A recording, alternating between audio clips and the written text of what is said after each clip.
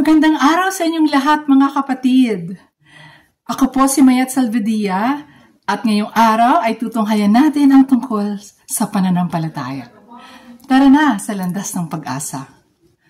Ang ating pong ebanghelyo ngayon ay hangok sa libro ni San Marcos, Kabanata 8 at Kapitulo 11 hanggang 13. Ito po ay patungkol sa mga Fariseyo na naghahanap sa Panginoon ng mga senyales at mga bagay na nakikita upang mapatunayan na tunay na siya ay nagmimilagro. At syempre ang Panginoon, alam niya kung ano ang motibo ng mga ito, kaya hindi niya ito pinansin. Alam niya hindi ito ang tamang panahon para sagutin sila. At alam niyo ba, bago dito sa kanyang ebanghelyo na pag-uusapan natin, ay may ginawang milagro ang Panginoon. Kaya nga ang mga Pariseyo ay masyadong naintriga sa kanya dahil nagpakain siya sa 4,000 tao. Nakita natin ang pagmamahal sa puso ng Panginoon. Hindi lang sa salita ng Diyos o sa spiritual na buhay na siya ay gustong magbigay sa atin, kundi ganoon na rin ang pangangatawan natin. Kung kaya't naawa siya na baka pag umuwi sila ay magutom.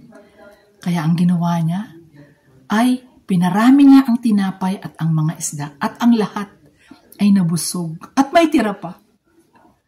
Ganoon ba tayo? Kung gusto nating lumapit sa Panginoon, kailangan laging may patunay, may katunayan lagi. Kaya susunod tayo sa Kanya. Alam nyo, sa aking paglalakbay sa buhay espiritual, ipinakita ng Panginoon ang 3 bagay. Una, manampalataya. Pangalawa, maniwala. At ang pangatlo ay manindigan. May isa akong kwento. Alam nyo, nung mga anak ko ay nasa kolehiyo pa lang, 2 silang halos sabay na mag-aaral.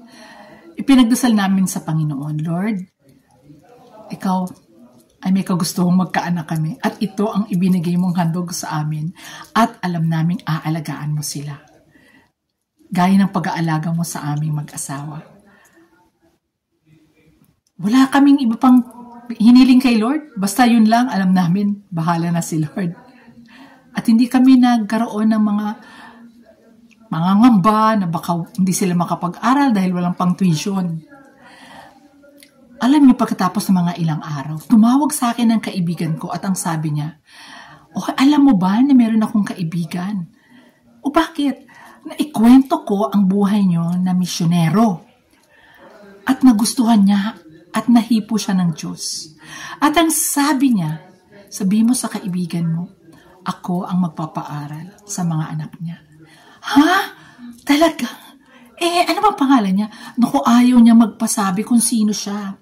Pero, sa katagalan, nagpakilala rin siya at tunay na napakabuti ng Panginoon dahil itong kapatid na ito ay isang naglilingkod din sa Panginoon at siya isang professional architect. At alam niyo ba, ang alam namin hanggang 1 taon lang. Pero ang sabi niya, binalikan kami. Hindi, hanggang matapos sila. Mga kapatid, nanampalataya kami ng asawa ko, ang late brother Ben, na gagalaw ang Panginoon. Pangalawa, naniwala kaming mangyayari yon. At ang pangatlo, nanindigan kami na ang Diyos ay tunay at tapat sa amin at alam naming mangyayari ang lahat ng sinabi niya. Dahil kami naglilingkod sa Kanya at nagmamahal sa Kanya. Mga kapatid, pinatunayan ng Panginoon. Kayo ba sa buhay nyo ay nag-aalinlangan din at nawawala ng pag-asa? Nawawala ng pananampalataya dahil mayroon kayong ipinagdarasal na hindi na ibibigay o hindi natutupad o hindi sinasagot ng Panginoon?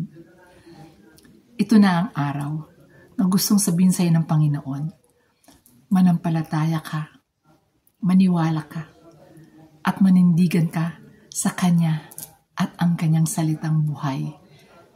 At masusumpangan mo ang Kanyang mga biyaya. Sana po'y nabasbasan kayo sa aking sharing. At sana, i-like and share nyo para marami naman pong mabiyayaan. Ako po'y nagpapaalam sa inyo. God bless you at magkita-kita po tayo muli. Bye!